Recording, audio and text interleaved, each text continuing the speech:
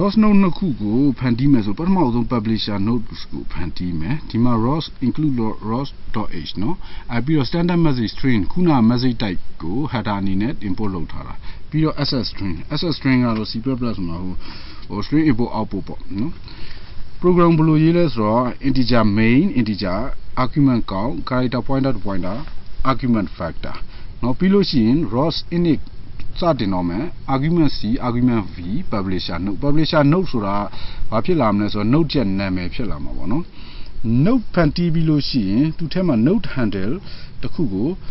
ဖန်တီးပေးရတယ်တစ်ခုမှကနှစ်ခုဖန်တီးလို့လည်းရ note handle ကဘာလုပ်တာလဲဆိုတော့နော် ROS CPP ရဲ့မှာ automatic static လုပ်လို့ရအောင်လို့ note handle ကိုဖန်တီးတာပါprogram ပြီးသွားတယ်ဒါမှမဟုတ် note handle ကို destroy လုပ်လိုက်တာနဲ့သူက note က shut down ဖြစ်သွားလိုက်မယ် note handle လို့အဲ့ဒါကြောင့်ဖန်တီးတာ note handle နဲ့ပတ်သက်လို့လောလောဆယ်တော့ note handle and ဆိုတဲ့ဒီတိုင်းပဲ declare လုပ်ပြတာနောက်မှ namespace တွေနဲ့စိတ်ဝင်စားစရာ declare လုပ်တဲ့ဟာကိုပြပေးမယ်ပြီးတဲ့အခါကျတော့ ROS publisher instant တစ်ခုတည်ဆောက်တယ် pub and.advertise ခုန note handle advertise ပြီးတော့ဒီမှာ standard message string ဆိုတဲ့ကောင် type ကိုထည့်ထားတာတွေ့မယ် message ဆိုတာကတော့သူကတော့ topic name 1000ဆိုတော့သူကတော့ buffer size ဖြစ်မှာပေါ့နော် buffer size ဒီမှာ std message string ဆိုတာကတော့သူက template function နဲ့ template class နဲ့ရေးထားတာပေါ့နော်ဘာမျိုးစားလဲ standard message string ကိုထည့်မယ်လို့ပြောထားတာ advertise ကိုသူကရေးထားတာကသူက template function သို့မဟုတ် template class နဲ့ရေးထားတော့ကိုကကြိုက်တဲ့ type ကိုထည့်လို့ရတယ်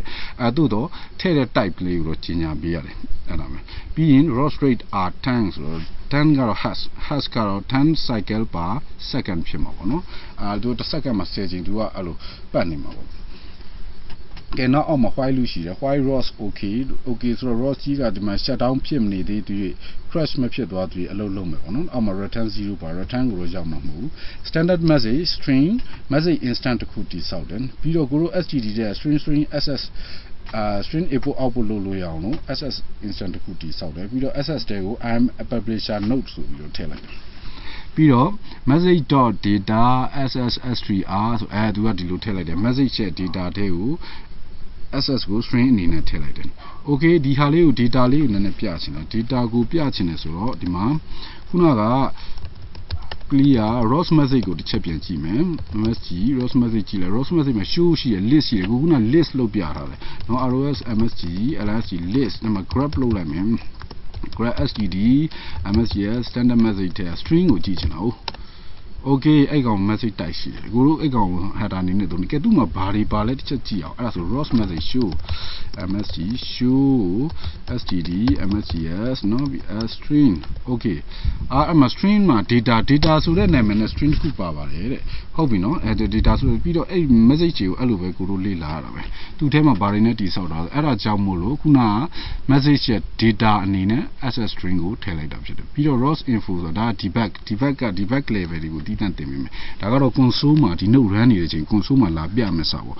လူတစ်ခါပတ်တိုင်း I send string တစ်ကြောင်းကိုလာပြန်ပါ string လဲဆိုတော့ message ရဲ့ခုန data c string ကိုပြမှာနော်ပြီးတော့ publisher instant ကို publish လုပ်လိုက်မယ် message ကိုတစ်ခါ publish လုပ်မယ်ပြီးတော့ spin 1ဆို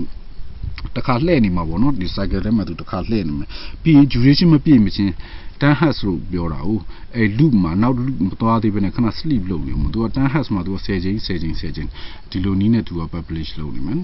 okay ဒါက publisher note ဖြစ်တယ်